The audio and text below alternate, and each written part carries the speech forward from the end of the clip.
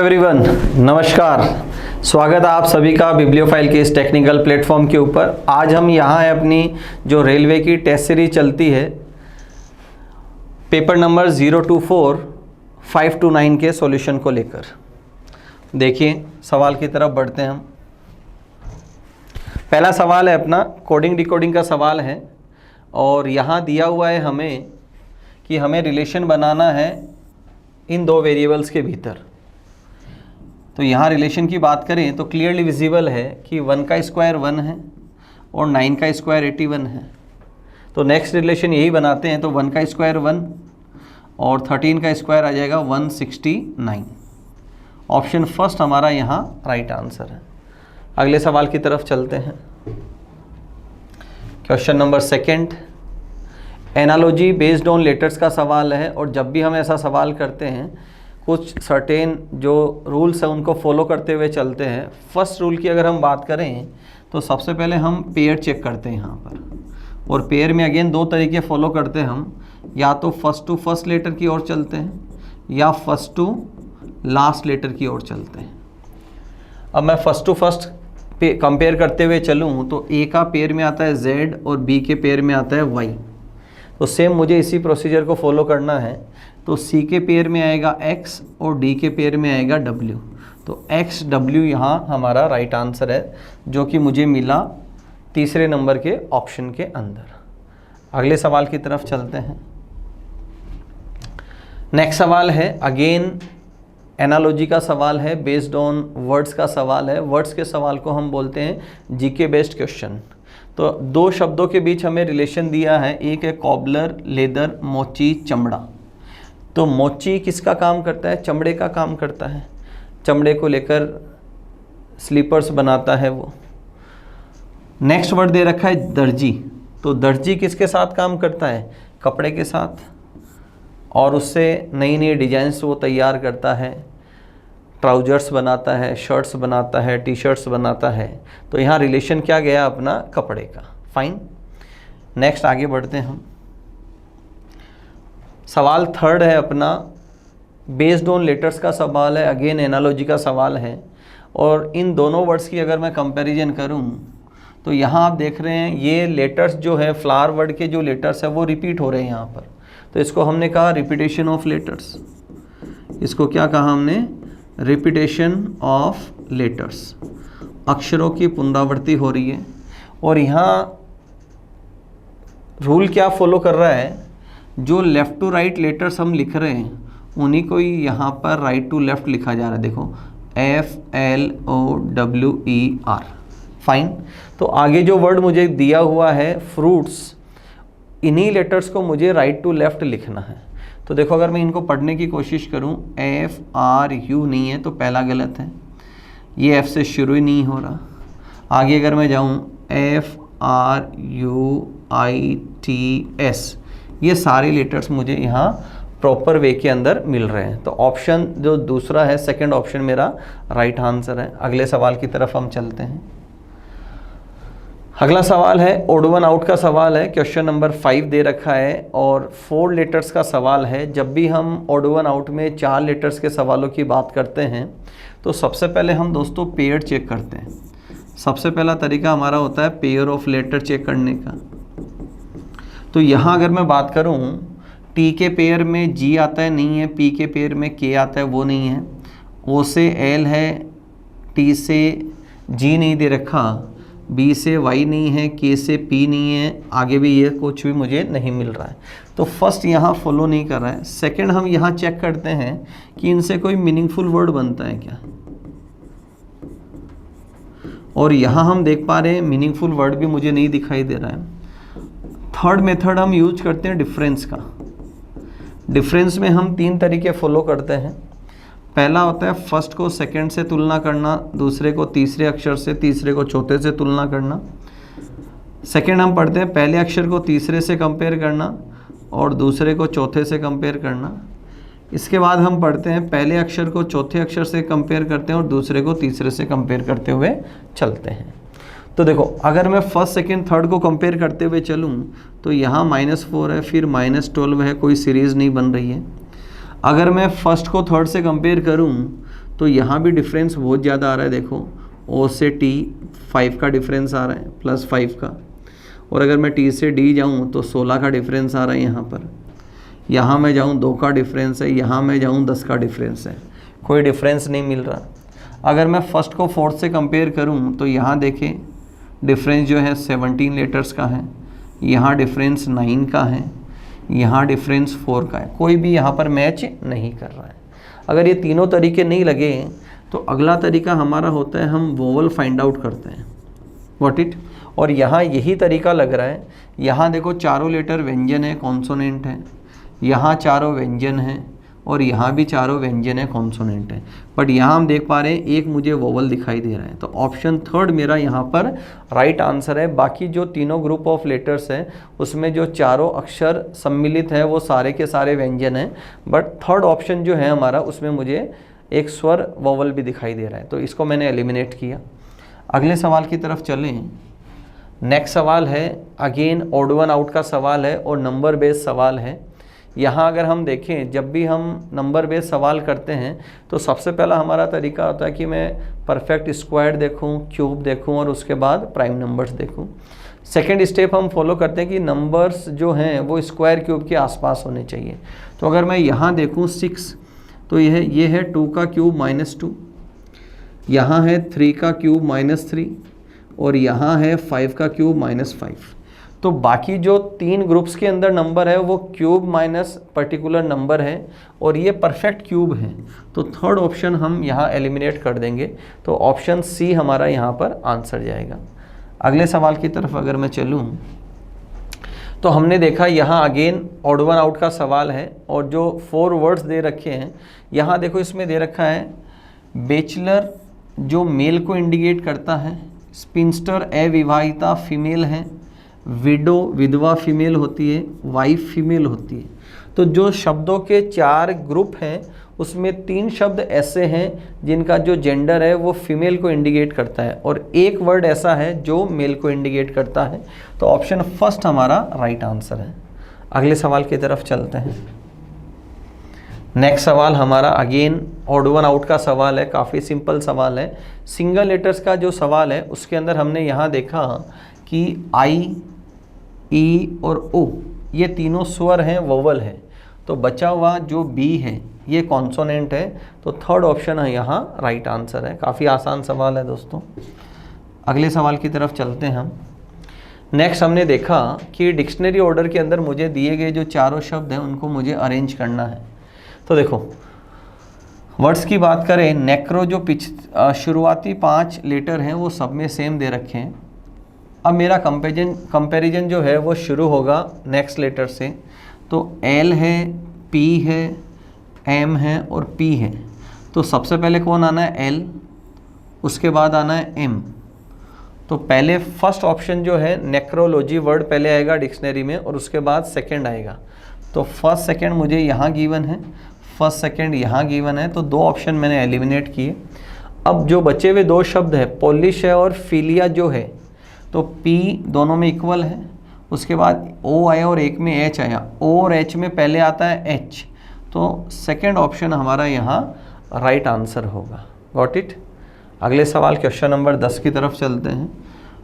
पूरे 35 क्वेश्चंस हैं, उनमें से हम 9 सवाल कर चुके हैं। अगला जो है कि मुझे 4 वर्ड्स दिए गए हैं, शब्द दिए गए हैं, उनको मुझे एक मीनिंगफुल ऑर्डर के अंदर जमाना है। तो देखो अगर मैं सीड की बात करूं तो सीड से शुरुआत भी हो सकती है, सीड से अंत भी हो सकता है। कैसे? देखो बीज है, बीज से पौधा बन सकता है, पौधे से पौध है। सबसे पहले मैं ले लूँ बीज से पौध बनी सैपलिंग, उसके बाद मैंने लिया पौधा जो इससे थोड़ी सी डेवलप्ड स्टेज है, और उसके बाद मैंने लिया फल फ्रूट। फाइन। दूसरा क्या हो सकता है? फल से बीज बने। वाह, फल से भी क्या बनते हैं? बीज। तो मैं शुरुआत किससे कर सकता हूँ? मैं फल से भी शुरुआत कर सकता हूँ, मैं बीज से भी शुरुआत कर सकता हूँ। अगर मैं बीज से शुरुआत करूँ तो देखो यहाँ सेकंड ऑप्शन सिर्फ एक में है और बीज के बाद क्या दे रखा है? फल। तो बीज के बाद फल नहीं होता दोस्तों। तो सेकंड ऑप्शन को क्या कर दूं, मैं यहाँ पर एलिमिनेट कर दूं। और अगर मैं शुरुआत फल से करूं, जैसा कि हमने यहाँ पर लिखा है, तो अगर मैं सबसे पहले फल लूँ, फल से मुझे बीज प्राप्त हुआ, बीज से पौध बनी और पौध से पूरा प्लांट बना, तो ऑप्शन डी हमारा यहाँ पर राइट आंसर जाएगा। फल से बीज बना या अंत में शुरुआत के अंदर बीज से शुरुआत कर सकते हैं या फल से मैं बीज बना सकता हूं, तो यहाँ ऑप्शन डी हमारा राइट आंसर है। अगले सवाल की तरफ चलते हैं। नेक्स्ट सवाल नंबर सीरीज का सवाल है और नंबर्स आसपास है। जब भी नंबर्स आसपास हो तो हम डिफरेंस को प्रेफरेंस देते हैं। देखो, अगर पहले दो नंबर्स में मैं डिफरेंस निकालूं तो यहाँ डिफरेंस है हमारे 5 का, अगले दो नंबर्स में डिफरेंस है 10 का, उसके बाद है डिफरेंस 20 का और उसके बाद डिफरेंस है 40 का। तो ये जो डिफरेंसेज है क्लियरली विजिबल है कि जो डिफरेंस है उसका 2x जो है वो अगला नंबर आ रहा है। तो अगर मैं यहाँ पर डिफरेंस 40 का देखूँ और उसका डबल कर दूँ तो अगला जो नंबर है उसमें डिफरेंस आएगा 80 का, और 80 अगर मैं यहाँ इसमें एड ऑन कर दूँ तो मेरा नंबर बनेगा 162 162। तो ऑप्शन सेकंड हमारा यहाँ पर राइट आंसर है। अगले सवाल की तरफ चलते हैं। नेक्स्ट क्वेश्चन लेटर सीरीज का सवाल है और लेटर सीरीज के जब भी हम सवाल करते हैं हम सिर्फ एक चीज़ को फॉलो करते हैं, या तो मुझे फर्स्ट टू फर्स्ट कंपैरिजन करना होता है या मुझे फर्स्ट टू लास्ट कंपैरिजन करना होता है। तो चलिए पहले फर्स्ट टू फर्स्ट कंपैरिजन करके देखते हैं। तो कंपैरिजन में हमने देखा, देखो ए से पी बना और पी से डी बना और डी से एस बना और नेक्स्ट हमें फाइंड आउट करना है। तो ए से पी 15 अक्षरों का फ़र्क है यहाँ पर। आगे अगर मैं पी से जाऊँ डी तो यहाँ 14 अक्षरों का फ़र्क है और डी से एस जाऊँ तो 15 अक्षरों का फ़र्क है। तो ये ऑल्टरनेट सीरीज चली कि एक बार 15 का डिफरेंस है, 14 का डिफरेंस है, 15 का डिफरेंस है। अगला डिफरेंस यहाँ आना है 14 लेटर्स का दोस्तों, और अगर मैं प्लस 14 कर दूँ यहाँ तो जो अगली वैल्यू है वो आ जाएगी मेरी जी। फाइन, तो जी मेरे पास एक ही ऑप्शन में है। एग्जाम पॉइंट ऑफ व्यू की बात करें तो सीधा ऑप्शन बी को टिक कर सकते हैं, नेक्स्ट लेटर्स को कंपेयर करने की ज़रूरत नहीं है। अगर यहाँ मैं नेक्स्ट लेटर को कंपेयर करता हुआ चलूँ तो अगली सीरीज अपनी बनेगी बी, बी से क्यू, क्यू से ई, ई से टी और नेक्स्ट मुझे फाइंड आउट करना है। तो यहाँ आप देख सकते हैं बी से क्यू 15 का डिफरेंस है और यहाँ पर 14 का डिफरेंस है। अगेन डिफरेंस 15 लेटर्स का है। फिर अगर मैं यहाँ 14 का डिफरेंस करूँ प्लस अगर मैं 14 करूँ तो देखो टी 20 नंबर पे आता है, 6 अगर निकल गए तो लेटर अपना कौन सा आ जाएगा, नेक्स्ट एच लेटर आ जाएगा। नेक्स्ट की अगर मैं थर्ड लेटर की कंपैरिजन करूँ तो यहाँ आप देखेंगे सी से बना आर, अगेन 15 का डिफरेंस है। फिर आर से बना एफ, 14 का डिफरेंस है। एफ से बना यू, 15 का डिफरेंस है। फिर अगेन मुझे डिफरेंस लेना है 14 लेटर्स का। फाइन, तो अगर मैं 14 का डिफरेंस लूँ तो नेक्स्ट लेटर मेरा आ जाएगा यहाँ पर आई। अगले सवाल की तरफ चलते हैं। नेक्स्ट सवाल है, एक वर्ड दे रखा है, उसके अक्षरों से कौन सा शब्द बन नहीं सकता, ये हमें फाइंड आउट करना है। तो अगर मैं बात करूं मर्केंडाइज जो वर्ड दे रखा है उससे मैश बनता है क्या, तो देखो एम ई एस और एच चारों लेटर्स अवेलेबल है तो ये बनना है यहाँ पर। नेक्स्ट अगर मैं देखूँ चार्म तो C H A R M, ये पांचों लेटर्स अवेलेबल है। आगे दे रखा है डाइस तो D I C E available है। तो बचा हुआ लेटर कौन सा है, चेंज, क्योंकि ऊपर यहाँ जी अवेलेबल नहीं है। तो जो चौथा ऑप्शन है वो यहाँ हमारा राइट आंसर जाएगा कि जो वर्ड चेंज है वो मर्केंडाइज के लेटर से नहीं बन सकता। नेक्स्ट सवाल की तरफ चलें। अगला सवाल दे रखा है कि जो फिलर्स है इसकी जगह मैं कौन सा ग्रुप यहाँ पर ऐड ऑन करूँ जिससे इक्वेशन को संतुलित मतलब बराबर किया जा सके, बैलेंस किया जा सके। तो मैं चेक करता हूँ, अगर मैं फर्स्ट लगाऊँ तो देखो यहाँ प्लस आना है, यहाँ मल्टीप्लिकेशन आना है इक्वल्स टू, और ये वैल्यू आई मेरी माइनस का निशान यहाँ। तो अगर मैं पहले मल्टीप्लाई करूँ तो 4 3 जा 12 है, +2 करूँ तो लेफ़्ट में तो वैल्यू मेरी क्या बनी 14, और राइट में जो वैल्यू आ रही है -5, तो पहला ऑप्शन यहाँ मेरा गलत है। अगर मैं यहाँ पुट करते हुए चलूँ कि मैं पहले यहाँ दोनों को मल्टीप्लाई कर दूँ तो 2 × 4 -3 + 4 = 9, तो देखो ये वैल्यू कितना बनी मेरी 8 - 3 + 4 = 9। पॉजिटिव वैल्यूज़ का मैं सम करूँ 12 - 3 = 9, तो थर्ड ऑप्शन मेरा यहाँ पर राइट आंसर है। अगले सवाल की तरफ चलते हैं, सवाल नंबर 15। यहाँ कुछ सिंबल्स दे रखे हैं जिनको मुझे रिप्लेस करते हुए चलना है। तो देखो अगर मैं फर्स्ट की बात करूँ, डिवीज़न यहाँ दे रखा है कि प्लस डिनोट्स डिवीज़न, जहाँ प्लस का साइन है उसकी जगह क्या आएगा डिवीज़न, तो यहाँ डिवीज़न का साइन आना है, यहाँ डिवीज़न का साइन आना है, यहाँ डिवीज़न का साइन नहीं है, यहाँ डिवीज़न का साइन दे रखा है। अगर मैं इनको चेंज करते हुए चलता हूँ तो देखो यहाँ अगर मैं लिखूँ 13 ग्रेटर देन इंडिकेट करता है प्लस को, +7 स्मॉलर देन इंडिकेट करता है -6 और डिवाइडेड बाई 2 = 3 × 4, तो ये वैल्यू आई यहाँ पर 12 है। अगर इसको मैं सिंप्लीफाई करूँ वैल्यू बनी 3, 20 - 3 = 12 है, तो पहला ऑप्शन हमारा है गलत यहाँ पर दोस्तों।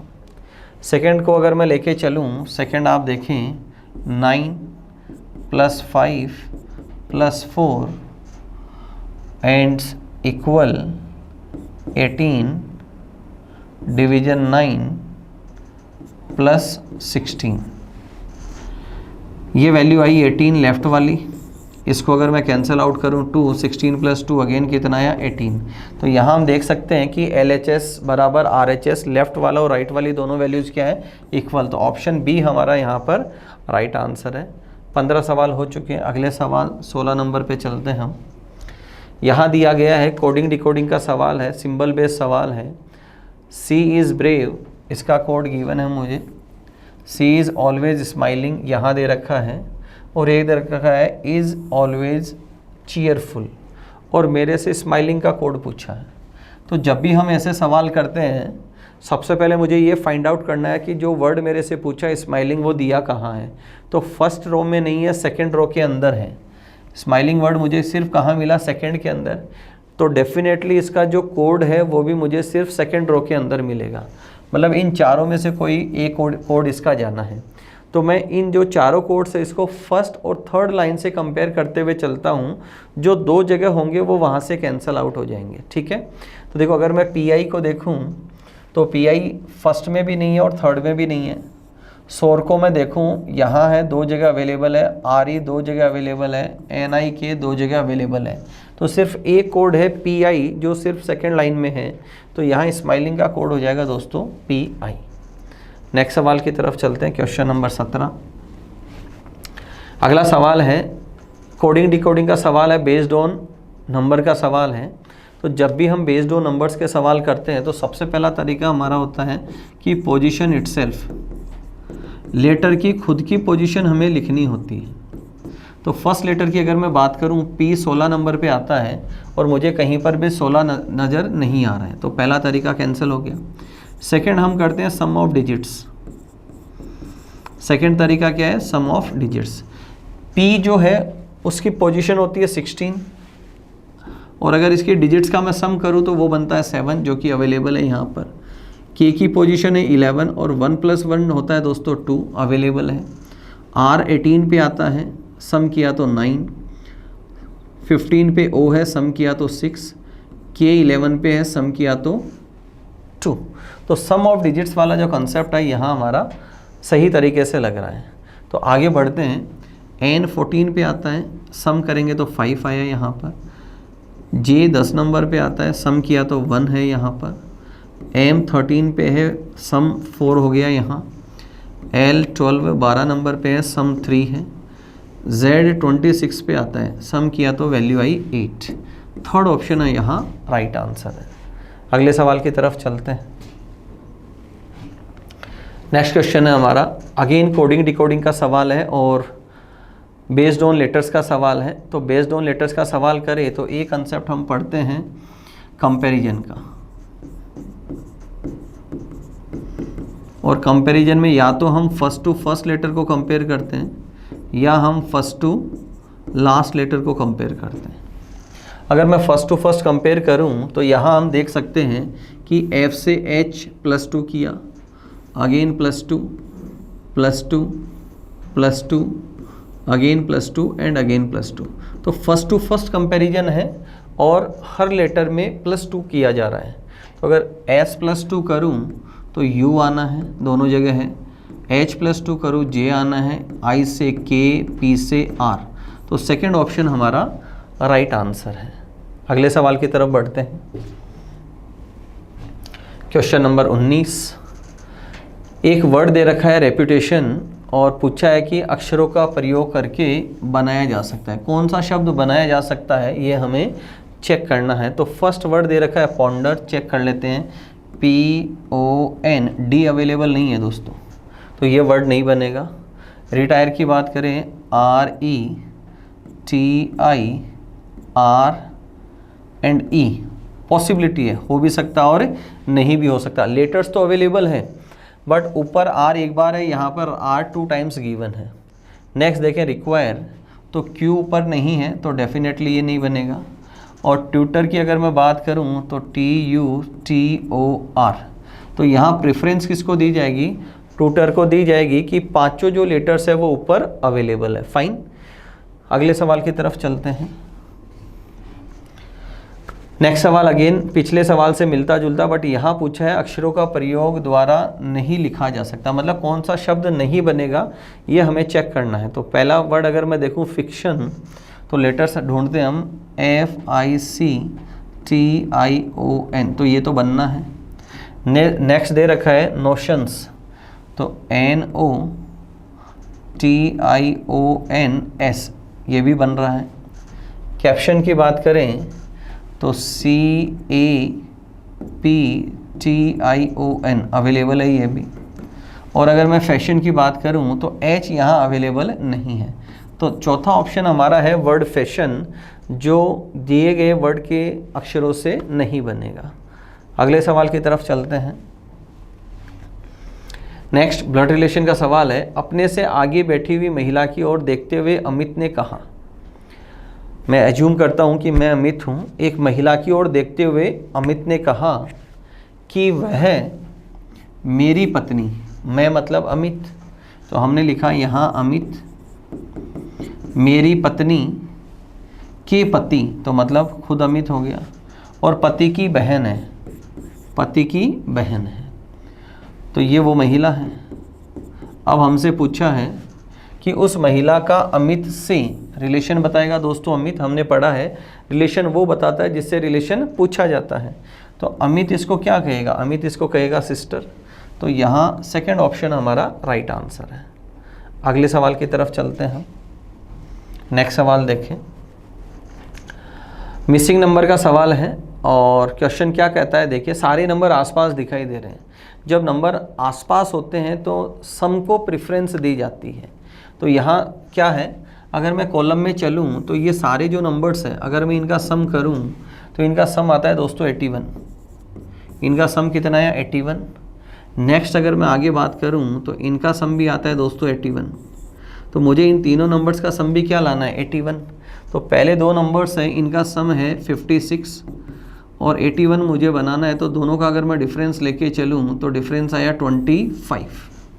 तो 25 मतलब सी ऑप्शन मेरा यहाँ पर राइट आंसर है। फाइन, अगले सवाल की तरफ चलते हैं। अगेन मिसिंग नंबर का सवाल एक और। अब ये सवाल क्या कहता है, देखें कि पहले दो नंबर्स जो हैं इनका डिफरेंस लिया गया है। दोनों नंबर्स का जो डिफरेंस है वो 2 है और उस 2 को अगले नंबर में जोड़ा गया, एक नंबर जो दे रखा है। तो वैल्यू कितनी है हमारी 4। क्या किया, मैं लिखता हूँ 8 - 6 = 2। अब ये जो डिफरेंस आया इसको मैंने जो प्लस थर्ड नंबर, जो तीसरा नंबर है उसमें मैंने ऐड किया, तो फोर्थ नंबर मेरी वैल्यू यहाँ पर बन रही है, ये यहाँ पर गिवन है। तो देखो अगर मैं इन दोनों नंबर्स का डिफरेंस लूँ तो 12 माइनस 5 ये वैल्यू कितनी है मेरी 7, और इसको मैं थर्ड नंबर में ऐड करूँ तो थर्ड नंबर है मेरे पास 8, तो वैल्यू कितनी है 15, मतलब फोर्थ नंबर मेरा यहाँ पर बन रहा है।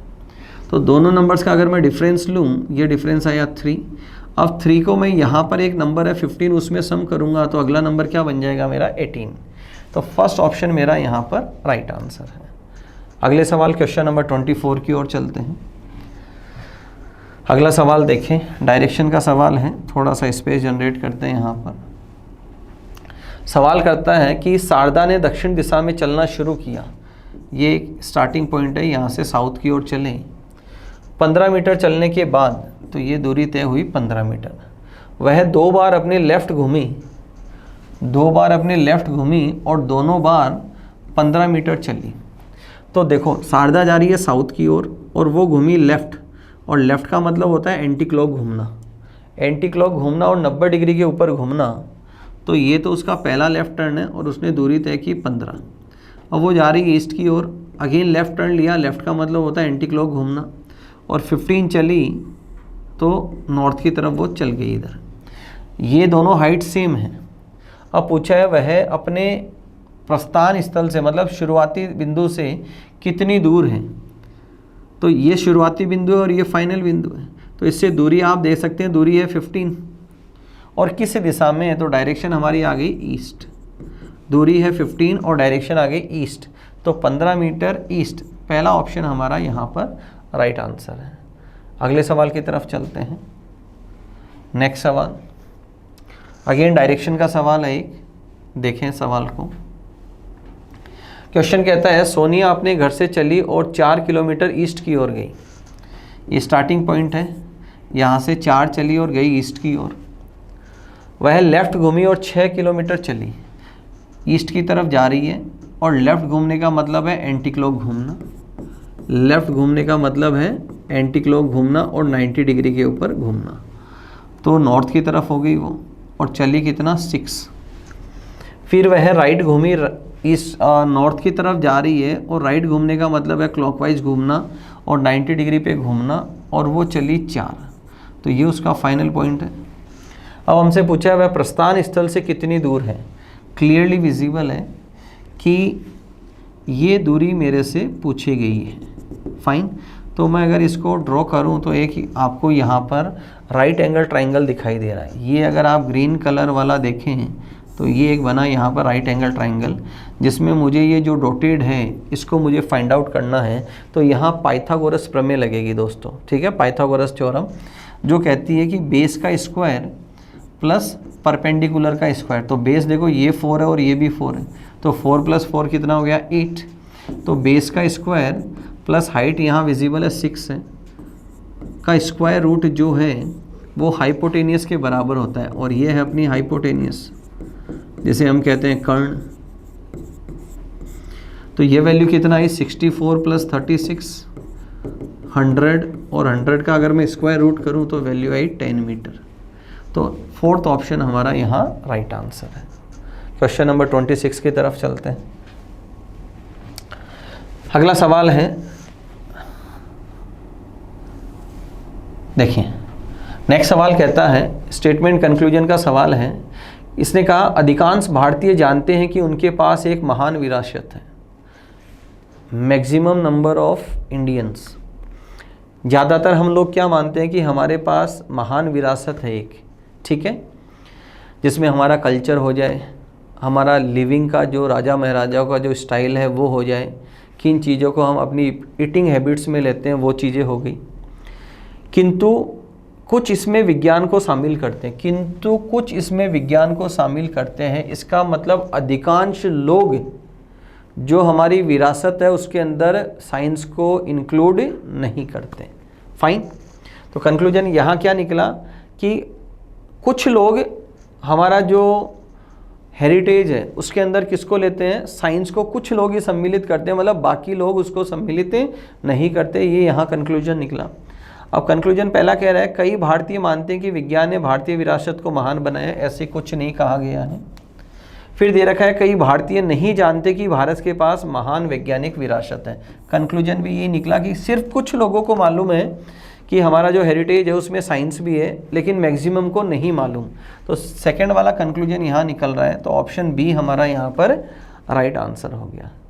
अगले सवाल की तरफ चलते हैं। नेक्स्ट सवाल दे रखा है, वेन डायग्राम का सवाल है। इसमें दे रखा है वर्ड हर्बीवोर्स। हर्बीवोर्स एनिमल्स के लिए काम में आता है दोस्तों, इंसानों के लिए तो वेजिटेरियन वर्ड काम में आता है, टाइगर और आफ्टरवर्ड्स एनिमल।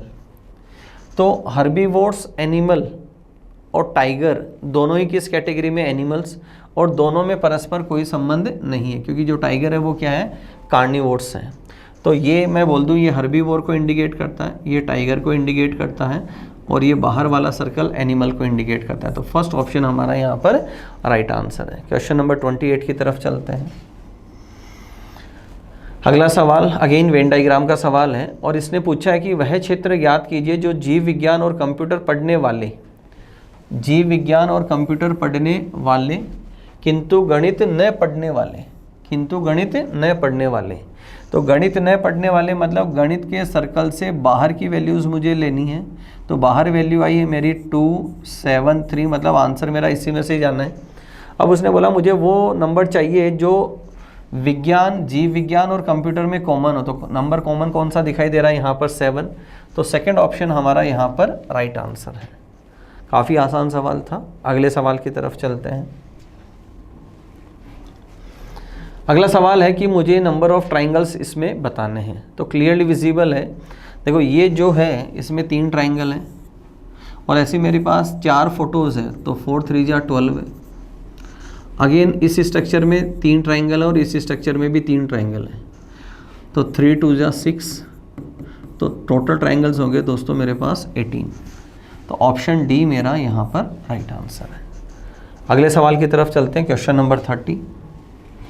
सवाल कहता है यदि आमने सामने दिए गए बिंदुओं की संख्या के बीच अंतर 3 हो तो वह आकृति बताइए जो सही है। फाइन। तो देखो अगर मैं पहला डाइस देखूं यहाँ पर, तो यहाँ नंबर है इसमें 9 डॉट्स हैं, यहाँ डॉट है 7, यहाँ है 5, और हम सारे जानते हैं कि डाइस में से कोई भी नंबर नहीं होते हैं, तो ये कैंसिल आउट कर देता हूँ मैं इसको। नेक्स्ट मैंने देखा यहाँ पर 9 7 3, तो 9 और 7 किसी भी डाइस में नंबर नहीं होता है, तो अगेन इसको मैं क्या कर देता हूँ, इनकरेक्ट। यहाँ नंबर है 8 7 5, ऐसे नंबर अगेन डाइस में नहीं होते हैं, डाइस में सिंपल सा है 1 to 6 नंबर होते हैं, ये भी गलत है। नेक्स्ट अगर मैं देखूँ यहाँ 6 5 और 4, और ये चारों नंबर डाइस में अवेलेबल है। अब हमसे पूछा है कि आमने सामने दिए गए बिंदुओं की संख्या के बीच का अंतर कितना है, 3। तो ये किस में पॉसिबल है, ये पॉसिबल है 4th जो डाइस है उसके अंदर पॉसिबल है कि 4 के अपोजिट 1 जा सकता है, 6 के अपोजिट 3 जा सकता है, और 5 के अपोजिट 2 जा सकता है। तो सब में पेयर में कितने का डिफरेंस आ जाएगा, 3 नंबर्स का डिफरेंस आ जाएगा। तो यहाँ ऑप्शन जो डी है ये डाइस अपनी परफेक्ट डाइस है। What it. नेक्स्ट सवाल है कि इनकम्प्लीट फिगर का सवाल है और मुझे इसको बनाना है, एक पार्ट मिसिंग है। तो देखो यूजुअली क्या होता है ऐसे सवालों में, जो ऊपर वाला हिस्सा होता है उसकी रेप्लिका ही नीचे आती है। तो अगर मैं इस लाइन की बात करूँ तो इसकी रेप्लिका ऐसे बननी है, इसकी रेप्लिका ऐसे बननी है, और हॉरिजॉन्टल लाइन रहेगी। तो ये फ़ोटो आप देख सकते हैं, मुझे फिगर सी में विजिबल है। तो थर्ड ऑप्शन मेरा यहाँ राइट आंसर है। अगले सवाल की तरफ चलते हैं। 32 अगेन मुझे इसको कंप्लीट करना है। तो कंप्लीट करना है तो ये वाली आकृति सामने की तरफ इसके आएगी, ये यहाँ पूरा हो जाएगा, ये आकृति इस तरफ आएगी, और इसके बगल में मुझे हॉरिजॉन्टल लाइन दिखाई देगी। तो राइट में हॉरिजॉन्टल है, बट यहाँ ये इसमें अवेलेबल नहीं है, पहला ऑप्शन गलत है। सेकंड में ये लाइन जो है राइट हैंड पे जाना है। थर्ड मुझे सही नज़र आ रहा है बिल्कुल। फोर्थ में ये स्ट्रक्चर मिसिंग है और लाइन भी लेफ्ट हैंड के ऊपर है। तो राइट आंसर कौन सा है दोस्तों, मेरा सी ऑप्शन यहाँ पर राइट आंसर है। क्वेश्चन नंबर 33 देखें, और इसमें मेरे से वाटर इमेज पूछिए। वाटर इमेज का मतलब होता है मुझे टॉप से बॉटम की तरफ आना है। फाइन। तो टॉप से बॉटम की तरफ अगर मैं जाऊं तो ये जो झोपड़ी वाला स्ट्रक्चर जो मुझे दिखाई दे रहा है, तो ये जब नीचे की तरफ आएगा तो ये जो स्ट्रक्चर है वो लेफ्ट हैंड के ऊपर ही रहेगा और ये इन्वर्टेड हो जाएगी, तो पहला ऑप्शन गलत है। दूसरा, ये स्ट्रक्चर उल्टा हो रहा है और स्ट्रक्चर लेफ्ट में ही अवेलेबल है, यहाँ जो लेफ्ट वाला था राइट में गया, ये गलत है, स्ट्रक्चर सीधा ही खड़ा है, तो ऑप्शन बी मेरा यहाँ पर राइट आंसर है। नेक्स्ट सवाल की तरफ चलते हैं, सेकंड लास्ट क्वेश्चन की तरफ। अगला सवाल है, एम्बेडेड फिगर का सवाल है कि उत्तर आकृतियों में से उस उत्तर आकृति को चुनिए जो प्रश्न में निहित हो। स्क्वायर जैसी मुझे कोई भी फोटो दिखाई नहीं दे रही है ऊपर, ये रेक्टेंगल जरूर है बट ये भी स्लेंटिंग लाइन है। पेंटागन मुझे यहाँ पर कहीं भी नज़र नहीं आ रहा है। अगर इस स्ट्रक्चर की बात करूँ तो ये स्ट्रक्चर मुझे यहाँ विजिबल है, देखें ये यहाँ और ये स्ट्रक्चर, तो ऑप्शन सी मेरा यहाँ पर राइट आंसर है। अंतिम सवाल की तरफ चलते हैं, क्वेश्चन नंबर 35। क्वेश्चन नंबर 35 है, देखें सबसे पहले ये जो आधा हिस्सा था ये खुलकर लेफ्ट हैंड पे आया, तो जब ये वापस राइट हैंड के ऊपर जाएगा तो क्लियरली विजिबल है, ये स्ट्रक्चर ऐसे बनेगा, बगल में इसके स्ट्रक्चर आना है, ये यहाँ पर आना है, यहाँ पर ये शिफ्ट हो जाएगा और ये जो सर्कल है ये यहाँ पर आएगा। Got it. अब सेम यही फ़ोटो जब ऊपर जाएगी तो आप यहाँ देख सकते हैं 1 2 3 एंड 4, ये चारों मुझे इस स्ट्रक्चर में दिखाई दे रहे हैं। यहाँ अवेलेबल नहीं है, यहाँ अवेलेबल नहीं है, यहाँ अवेलेबल नहीं है, तो ऑप्शन डी मेरा यहाँ पर राइट आंसर है। ये थे आज के पेपर के 35 सवाल। ठीक है, अगले पेपर में मुलाकात करेंगे हम नए सवालों के साथ। सारी चीज़ें एक्सप्लेन की, इनको समझिए और कुछ जो इम्पोर्टेंट चीज़ें उनको याद रखने की कोशिश कीजिए। आज के पेपर में इतना ही। अपना ध्यान रखें, मुस्कुराते रहें। Thank you everyone.